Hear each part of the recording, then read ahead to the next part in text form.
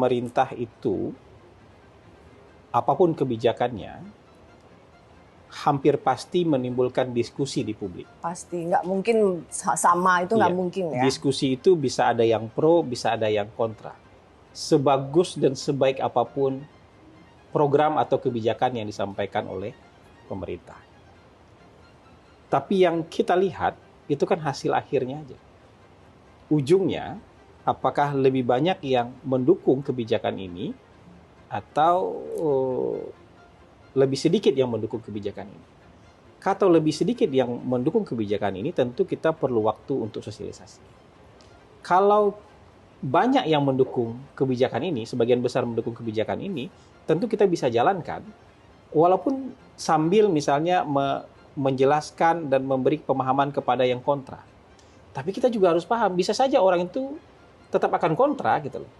Jadi membayangkan bahwa ada sebuah kebijakan diterima bulat-bulat 100% orang terima, itu tuh hampir susah itu menemukan yang kayak gitu. Karena pasti akan selalu ada diskusi itu. Ada soal vaksin TBC kemarin. Ketika Bill Gates datang ke sini bicara nanti Indonesia akan ada uji klinis vaksin TBC. Tiba-tiba ada fear mongering. Ya. Wah, kita jadi kelinci percobaan. Kita jadi ini. Wah, kita akan dikorbankan jadi percobaan vaksin. Padahal ini kan uji klinis tahap 3. Kalau uji klinis tahap 3, namanya bukan kelinci percobaan.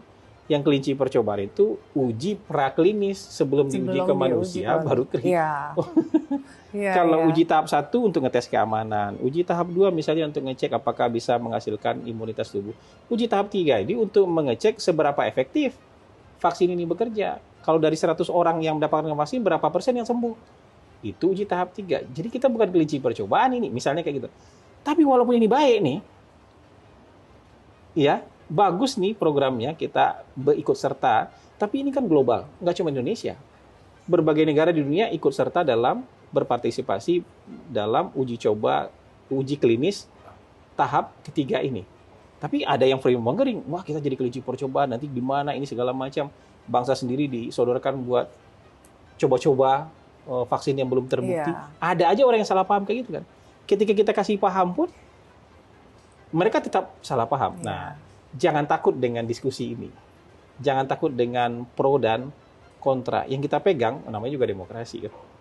Yang kita pegang risal akhirnya aja. Sepanjang publik sebagian besar mendukung. Kan itu artinya kebijakan ini bisa jalan.